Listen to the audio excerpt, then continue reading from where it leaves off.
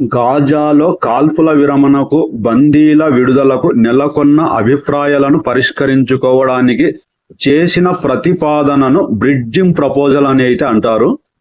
ఈ bridging proposal ను Israel అయితే అంగీకరించడం జరిగింది. ఈ విషయాన్ని అమెరికా విదేశాంగ మంత్రి ఆంటోనీ బ్లింకెన్ సోమవారం నాడు తెలియజేయడం జరిగింది.